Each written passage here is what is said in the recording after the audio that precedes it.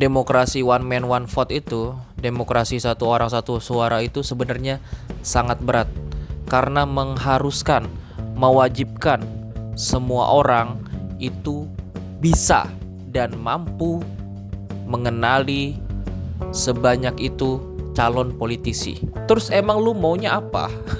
Lu berharap apa? Lu berharap kalau ada presiden yang menang terus lu financial freedom gitu? Hanya demi apa? 100.000. Yang itu adalah uang haram, ilegal. Jadi rugi berapa lu tuh? 400.000. Ya, di dunia ruginya 400 ribuan ya kan. Tapi di akhirat gimana? Gimana lu bertanggung jawab terhadap jutaan orang Indonesia, bahkan sampai ratusan juta orang Indonesia, ha?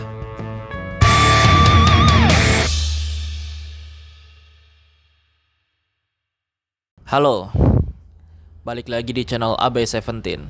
Ya, sekali-kali kita syuting di ruang tamu, bukan di ruang belakang aka studio. Ini video cukup santai tapi isinya sangat penting. Dan ini sebenarnya pertanyaan kita semua juga ya. Yaitu kenapa masih banyak rakyat Indonesia yang sampai sekarang masih apatis dan buta terhadap politik. Oke, yang harus kita pertama-tama ketahui dan kita harus terus sadari bahwa Indonesia sampai saat ini masih menerapkan sistem one man one vote, demokrasi satu orang satu suara. Jadi apapun tingkat kecerdasannya, apapun tingkat pendidikannya, apapun warna kulitnya, apapun etnis budayanya, apapun kepercayaannya, tinggal di desa atau di kota, berapa jumlah kekayaannya, berapa skor IQ-nya, orang yang problematik atau tidak, orang yang berprestasi atau tidak. Selama dia sudah punya KTP, dia sudah boleh untuk memilih ketika di pemilihan umum atau pemilu. Jadi sebenarnya ini berat. Demokrasi one man one vote itu, demokrasi satu orang satu suara itu sebenarnya sangat berat karena mengharuskan, mewajibkan semua orang itu bisa dan mampu mengenali sebanyak itu calon politisi, sebanyak itu kontestan politisi yang ingin berebut kursi atau jabatan. Iya, gak peduli lu sibuk atau enggak, tinggal di desa atau di kota, skor IQ lu lebih dari 100 atau kurang dari 100, pendidikan lu lulus SD atau lulus S3, itu semuanya yang berhak memilih itu harus punya kecerdasan politik minimal dasar-dasarnya. Kenapa? Lagi-lagi karena sistem demokrasi satu orang satu suara. Karena kalau ada orang ya, bodoh, terus tidak bermoral, tidak punya otak, dia akan menjual suaranya demi 100.000, demi 1 juta, demi ratusan juta. Dan itu akan membebani orang yang sudah riset, orang yang sudah bertahun-tahun belajar politik. Itu si orang bodoh itu bisa menghina orang cerdas. Kayaknya cuma di sistem demokrasi one man one vote yang bisa menghina seperti itu. Jadi untuk meminimalisir penghinaan itu, semua orang yang berhak memilih pas pemilu itu wajib belajar ilmu politik, minimal dasar-dasarnya. Setidaknya bisa memilih caleg, cagup, capres, atau calon-calon lainnya yang sedang menjadi kontestan politik. Oke, tadi pertanyaan di awal adalah kenapa masih banyak atau masih ada orang yang buta atau apatis, nggak peduli terhadap politik. Yang kemungkinan besar terjadi adalah karena kurangnya literasi. Literasi itu bukan hanya membaca ya, bukan hanya membaca buku. Literasi itu bisa dalam bentuk mendengar podcast misalkan, membaca lewat blog misalkan, membaca berita misalkan. Itu semuanya bisa dikategorikan sebagai literasi. Terutama di sini adalah literasi politik. Literasi politik ini masih jarang menjadi pembahasan di instansi pendidikan, khususnya di sekolah dan di rumah, di keluarga. Kenapa tuh? Gue tanya. Kenapa di keluarga kita jarang ada yang namanya diskusi politik? Kenapa? Takut bertengkar. Ya, kalau takut bertengkar berarti jelas di keluarga tersebut kecerdasan politiknya masih rendah. Itu yang harus ditingkatkan, bukan malah menghindar dari diskusi-diskusi tentang politik, baik itu di luar keluarga ataupun di dalam keluarga. Dan juga mungkin masih banyak warga yang tidak menyadari ya bahwa naiknya harga BBM, mahalnya universitas atau sekolah, tingginya pajak, kurangnya lapangan kerja, bahkan internet, itu semuanya dipengaruhi oleh keputusan politik. Siapa yang dapat memengaruhi keputusan politik? Ya politisi, ya orang-orang yang lu pilih ketika di pemilu. Mereka yang bisa membuat kebijakan. Walaupun nanti akan dipecah-pecah lagi ya. Legislatif buatnya apa, eksekutif buatnya apa, yudikatif ngapain. Nah, itu dipecah-pecah lagi.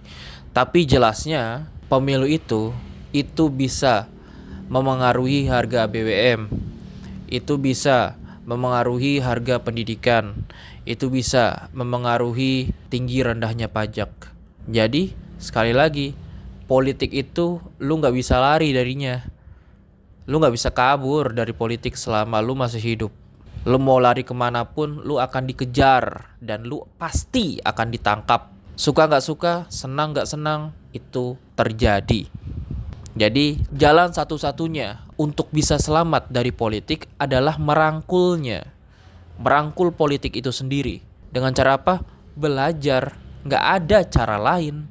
Mungkin ada lagi alasan, yaitu korupsi yang berulang-ulang dan angkanya fantastis itu ya. Mega korupsi itu membuat masyarakat kehilangan kepercayaan lagi terhadap pejabat publik. Masalahnya gini, semakin masyarakat itu apatis dan buta terhadap politik, semakin banyak juga korupsi yang akan dilakukan oleh para penjahat-penjahat itu. Jadi jangan berpikir kalau lu apatis, kalau lu buta politik, lalu mereka akan bersih sendirinya gitu. Enggak. Penjahat malah makin enak. Semakin sedikit yang mengawasi, semakin enak kan para maling itu ngambil uang kita. Lanjut, ada juga nih pemikiran seperti ini. Siapapun yang menang, hidup saya tetap sama. Presiden apapun yang menang, gue tetap kerja juga. Ya memang kocak. Mau gubernurnya menang siapa, mau legislatifnya atau parpolnya menang siapa, mau presidennya siapa yang menang, ya lu tetap kerja, lu tetap berbisnis. Terus emang lu maunya apa? Lu berharap apa? Lu berharap kalau ada presiden yang menang, terus lu financial freedom gitu? Kita tetap kerja, kita tetap berbisnis, kita tetap dagang. Tapi tentu dari pemilihan politik yang benar, itu bisa mempermudah dan memperenak hidup kita. Karena itu lagi, kebijakan politik, kebijakan publik. Semakin cerdas politisi yang duduk di jabatan politik, insya Allah hidup kita juga akan semakin ringan karena kecerdasan politiknya. Karena dia membuat kebijakan dengan cara berdiskusi, rasional, pakai logika, pakai data, pakai fakta, bukan karena ego semata. Dan juga ada yang berkata bahwa politik itu sering dikaitkan dengan bagi-bagi uang, sembako, atau kepentingan pribadi. Ya, karena masyarakatnya sendiri juga kali ya. Karena gampang diiming-imingi uang, diiming-imingi sembako. Pilih saya ya, tanpa meriset lagi si pemberi uang, si pemberi sembako ini siapa. Ya, misalkan dia menang, ternyata dia adalah politikus busuk yang akan merampok uang kita lagi. Misalkan lu dikasih 100.000, milih dia dan dia menang. Ketika dia menang, dia ngerampok uang lu 500.000. Mungkin lu gak merasa dia rampok, tapi uang negara kita itu berkurang dengan cara-cara yang haram dan ilegal. Misalkan korupsi. Lu yang tadinya bisa menikmati uang 500 ribu dengan cara apapun ya. Misalkan dapat fasilitas publik senilai 500 ribu. Akhirnya lu tidak mendapatkan itu. Hanya demi apa? 100 ribu. Yang itu adalah uang haram, ilegal. Jadi rugi berapa lu tuh? 400 ribu. Ya, di dunia ruginya 400 ribuan ya kan. Tapi di akhirat gimana? Gimana lu bertanggung jawab terhadap jutaan orang Indonesia? Bahkan sampai ratusan juta orang Indonesia, Makanya gue bilang, ratusan ribu, jutaan, ratusan juta, miliar, bahkan triliunan rupiah itu sangat amat kecil nilainya apabila nanggung dosa dari orang-orang yang dirugikan karena lu disuap. Lanjut, politik dianggap kotor. Nah, tidak sedikit ya orang yang bilang kayak gitu. Pertanyaannya adalah, emang yang lain tidak berpotensi kotor? Di bisnis bisa kotor, di ekonomi juga bisa kotor, di dagang bisa kotor. Apalagi yang berpotensi kotor? Semuanya dapat berpotensi kotor. Politik pun sama. Jadi jangan berpikir bahwa politik itu kotor, yang lainnya bersih. Enggak. enggak ya. Mungkin ada yang bilang juga bahwa apatis dan buta terhadap politik itu aman. Ya, merasa aman karena minim konflik, minim berantem, minim ribut. Tapi sebenarnya itulah yang menyebabkan konflik yang lebih besar. Lihat aja betapa banyak orang yang salah milih presiden, yang salah milih gubernur, yang salah milih anggota legislatif. Ngeluh dia, akhirnya ribut kan. Dan satu lagi, tidak apatis dan melek politik itu tidak langsung menyebabkan konflik kok. Tidak langsung menyebabkan ribut kok. Kalau kita cerdas berpolitik, kalau kita punya literasi politik yang cukup mumpuni, cukup bagus. Jadi santai aja. Kalau kita punya kecerdasan politik yang cukup bagus, insya Allah ribut-ribut itu bisa terminimalisir. Baik, ini sudah di akhir video. Yang gue mau sampaikan adalah, semakin banyak rakyat yang ngerti politik, maka penjahat-penjahat itu akan semakin sulit dan semakin takut dalam mengeruk kekayaan negara kita secara haram dan ilegal. Dan tentu saja semakin sulit pula para penjahat-penjahat itu menjadi politikus.